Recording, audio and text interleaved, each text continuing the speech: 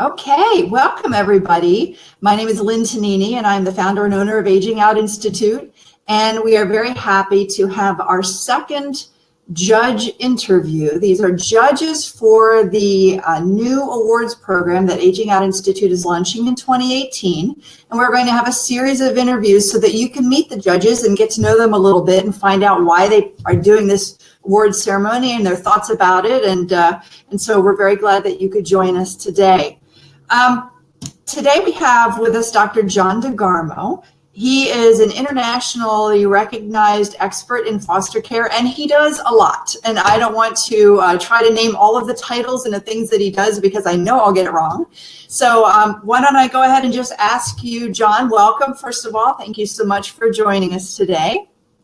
And Thank you. Could you please explain to anyone who is not familiar with you what it is that you do in life that's connected to foster care? Oh, well, thank you for the opportunity. And where do you start in that question? I really have devoted every aspect of my life to all things foster care. I'm the director and founder of the Foster Care Institute.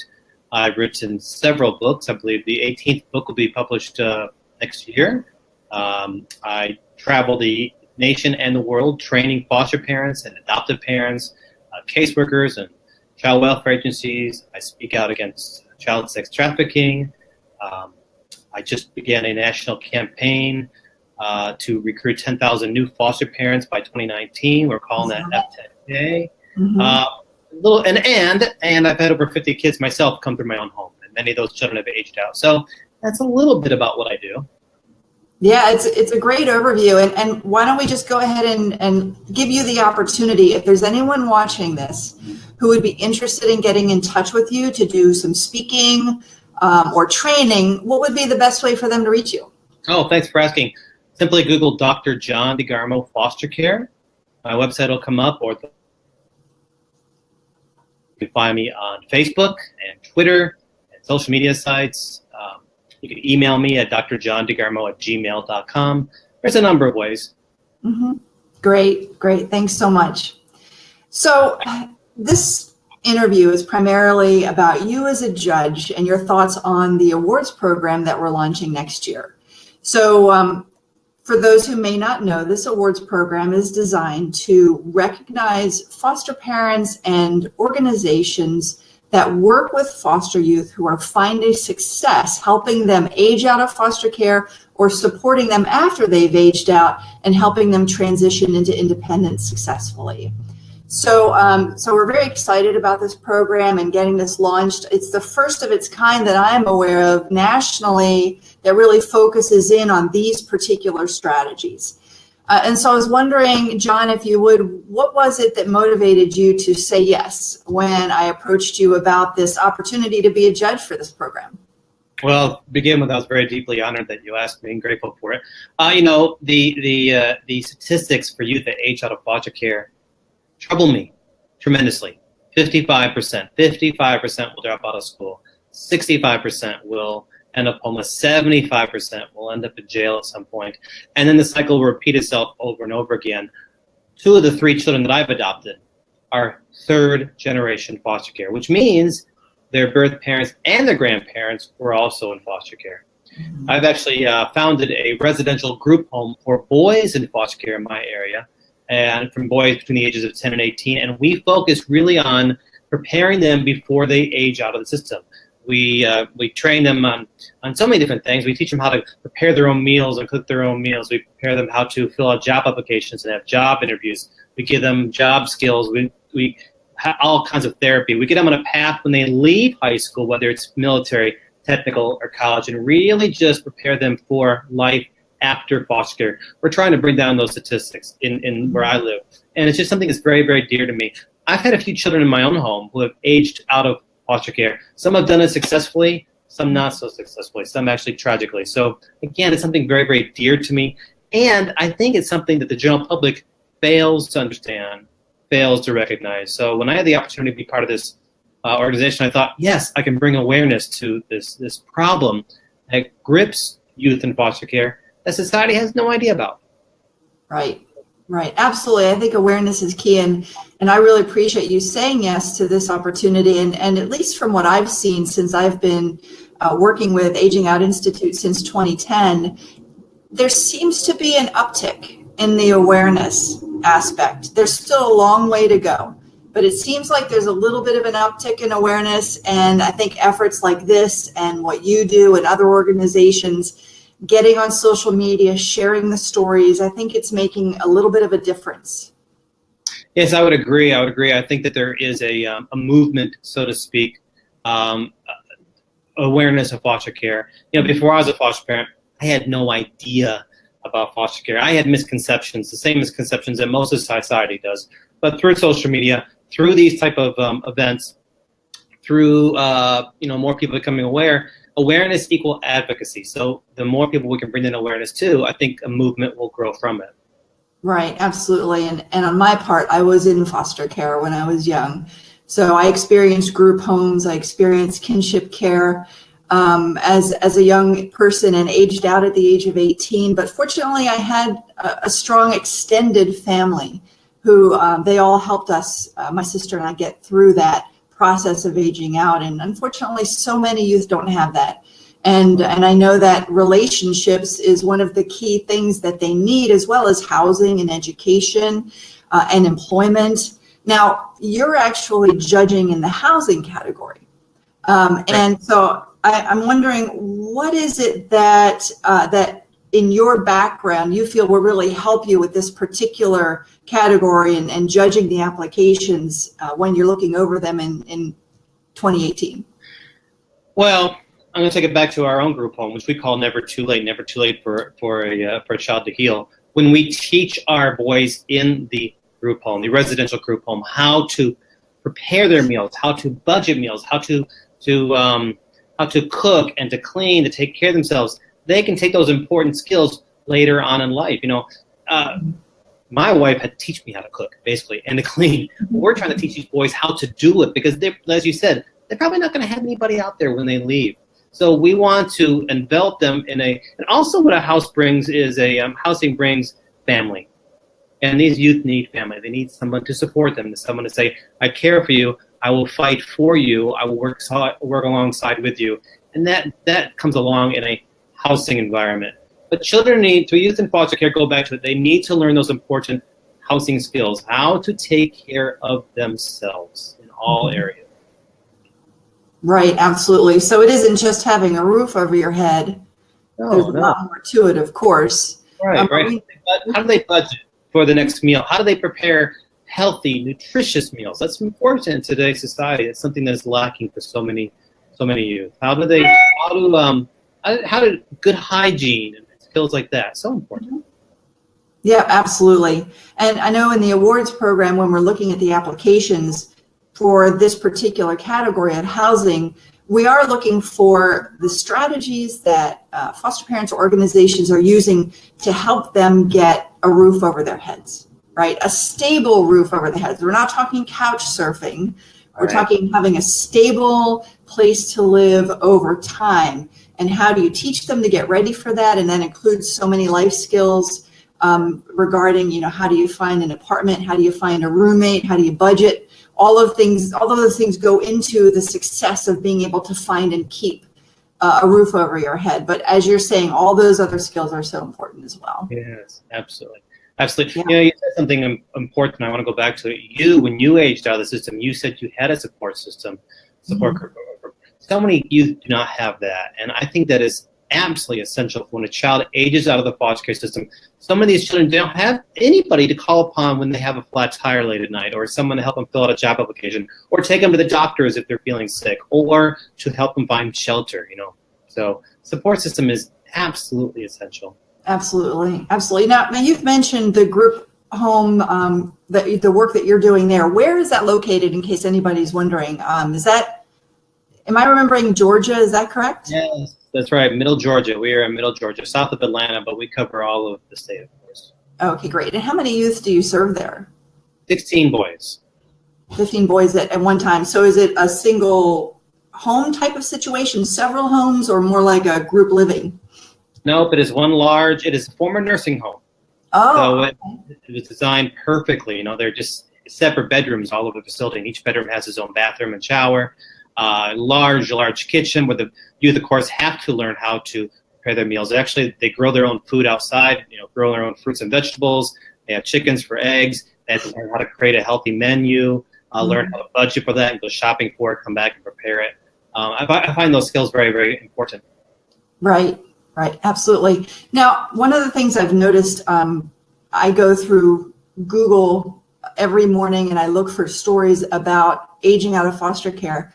And I've noticed a lot of stories coming across lately about organizations that are partnering to start a housing program for youth aging out of foster care. And I saw one that got over 10,000 views recently, and it had to do with those tiny homes, you know, the tiny home trend. I saw the same story. That was pretty neat, wasn't it? It really was. And it seems like there's some innovation going on Right. to get these youth in a situation where they can have a roof over their heads, but they can also have some support along the way. And so one of the things I just wanted to share with the viewers is, in this awards program, if you have a housing program and you also provide help preparing them to get a job, or you also help them finish their education, there is a way for you to apply in more than one category and explain how those programs all work together. So you have the potential, if you have all four categories, you know, in your services, to apply for four different categories. And like I said, you have the opportunity to explain how they all work together. So I just wanted to share that with our viewers in case they were curious about a little more information of how this is all going to work. Right. Okay. So one of the things that we're going to do as part of this awards program, yes, we're going to identify foster parents and organizations that are doing great things for youth aging out of foster care. But we're also taking that one step further. We are going to capture the strategies, the programs that the winners are applying and that are helping them see success with these young people. And we're going to write them up in what we're currently calling strategy papers. And then we're going to share those strategy papers with the child welfare community, with folks who work in foster care around. Think of this next step that we're taking, and what do you think would be the particular benefits of doing this? Well, you know what? I got to be honest there. You really cut out. Could you repeat that again? You were breaking up through that question there. Oh, my apologies. I was explaining how we're going to take the awards program one step further, capture the strategies that the winners are using that are helping them be successful with these young people, and then we're going to write them up in papers that we're going to share with the child welfare community around the country so that everyone can read about the details of what each program or foster parents are doing. You know, if it's an organization, how are they getting their funding? Who are they partnering with? How many staff does it take? How many people, how many youth do they serve? What are the best kinds of types of youth or areas that work best in their program? We're getting a lot of details from them about their program, and we're going to write it up and share it. So what do you think about that next step? What do you think the benefits would be for that? Now, just power. You know, the more ideas that somebody has, the more knowledgeable and the more resources they can provide. You know, we all have our own strengths and we all have our own weaknesses, but when we learn from somebody else, you know, if I'm to read this paper and I come up across that great idea that I never thought of before, I can implement it in my own organization. Mm-hmm. So it's great. The more information we have, the more knowledge that we share with others, the stronger the foster care system becomes. Yeah, absolutely. And that's really our goal, is to share the best practices, right. Encourage people to think about assessing what they're doing and are there opportunities for improvement. Sure. Can these best practices, any of them, apply to their situation so that as on a large scale, we can see some movement and improvement in how it is that we're helping these young people. You know, it's interesting. As I travel across the country, I'm often asked, Brother John, what state does it best? And I tell them, well, you know, no state does it perfectly. Every state is different. Every agency is different. But the more information each one has, the stronger it becomes. No one's perfect. Nobody does it perfectly. But we can get closer to being perfect when we learn from others. So that's so important. It's great. It's a great opportunity. Yeah, absolutely. And I'm sure in your travels and when you're speaking to different organizations, I'm sure you see these pockets of great ideas and innovation. And at least the way I look at it is these are, within counties, within regions, within states, but there's not really a lot of opportunity to share that on a national level. And so that's what we're hoping to provide as a platform for that to happen. Right. Wonderful opportunity. Absolutely. Thank you. So what would you say to anyone watching this who might be interested or thinking about applying for an award in housing in particular, but even any of the other categories? What might you say to them if they're kind of on the fence about it? I would say to them, I don't know what you're waiting for. This is an opportunity for you to not only to share with others what you're doing and to bring awareness of what you're doing, but also to learn from others. And, you might win an award. How wonderful would that be? But more importantly, I think just to bring awareness to what you are doing in the area. Again, as I said earlier, awareness equals advocacy. The more people who know what you're doing, the more people become aware of it, they become interested in, they want to help you. So, I think it's a fantastic opportunity for us to share what we are doing with others and to learn from others. So again, if you're considering it, I would tell you the consideration time is over. Now it's time. Right, absolutely. And the applications will be available starting January 1st. So if you are interested in applying for an award, that's when you want to come to the Aging Out Institute website. And there will be a link there for you to go to a page that will explain how the whole process works. So that's going to be launched on the 1st of January. And then fill it out. Now, it's going to be very detailed, so give yourself time. Don't download it on February 25th because it will be due at the end of February, and that only gives you a couple of days.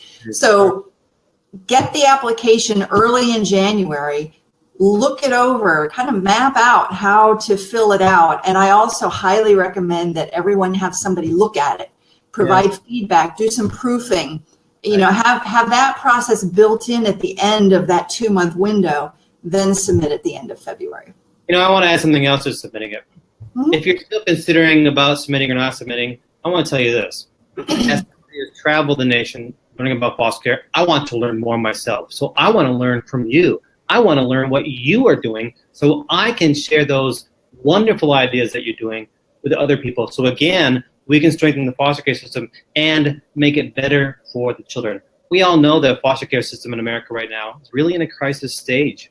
More children being placed in foster care, less people wanting to be foster parents, less resources due to funding for so many. Opioid crisis is strangling America. So I and others want to learn from what you have done and gain wisdom from your own experiences. Right, absolutely. And, you mentioned the opiate crisis. It really is serious. I came across a couple of articles recently about how that is actually, there's a direct impact on the number of kids going into foster care because of that. Very much so. Absolutely right. Absolutely right. As these families are being displaced, where do these children go? Well, they're sleeping in hotels and foster care offices because there's not enough homes. That's why my mission, F10K, Foster 10,000, to recruit more foster parents. And much of it is directly related to the opiate crisis. So, yeah, sure. Absolutely. And if somebody's interested in your campaign and they're thinking about maybe being foster parents, is there a website they can go to with more information about what your efforts are all about? Thank you for asking. Again, the same website, Dr. John DeGarmo Foster Care. There's a link that says F10K, and just click on that, sign out the pledge, find out more information. And together we can really make a change. Sure. Thank you. Yeah, absolutely. You're very welcome. Now, what final thoughts might you have? And we've shared a lot of information, and you've got a lot of great thoughts and ideas out there already. But are there any final thoughts that you have about this awards program or aging out in general that you would like to share with our viewers before we wrap up? Sure. As I said earlier, I believe there is a movement happening in America right now to improve foster care system. This is a wonderful opportunity for Aging Out Institute to be a part of that as I said, more kids being placed in foster care, less foster homes. That means more youth are aging out of the foster care system without support. Mm-hmm. So we can all come together through this opportunity and to help these children. And that's the bottom line. That's what we're all here to do. Yeah, I agree. And that's what I really would love to see more and more of, is coordinated efforts for all of these disparate organizations out there. And we're all trying to do good things. We're all trying to help these youth, is to continue to partner and work together to get to that same end goal, which is, ultimately, wouldn't it be great not to have anybody in foster care? Yes. But given that we have youth that must be in foster care, how do we make that experience as good as it possibly can be, so that these young people can either rejoin their family, be adopted, or even if they must, age out, but be able to transition into independence successfully. Amen. Absolutely right. Yep. Well, wonderful. Well, thank you so much, John. I really appreciate you joining us today. If there's anyone watching who would be interested in helping Aging Out Institute in some way, there are a couple of avenues. One is to become a sponsor of the awards program. You can just go to agingoutinstitute.org and find more information there. We're going to have a crowdfunding campaign in December and January to help raise money for the awards program. So that's another opportunity. And also, if you're interested in being an individual who helps to call organizations and talk to them about adding their information to the Aging Out Institute database, which is a centralized collection of resources for youth aging out of foster care. These are our AOI advocates, they're called. Then again, you can find a link on our website to find out more information about doing that. And we have one advocate per each state. You can see the list and who's signed up already and which states still need one. So you could look into that as well. So thank you all very much for watching today. Thank you again, John, for joining us. Very much appreciate that. And I look forward to the awards program launching in January, and you and I will be back in touch at that time for sure in great detail. Fantastic. Thank you so much for the opportunity. Well, you're very welcome. Okay, everyone, I hope you have a fantastic day. Thank you for joining us.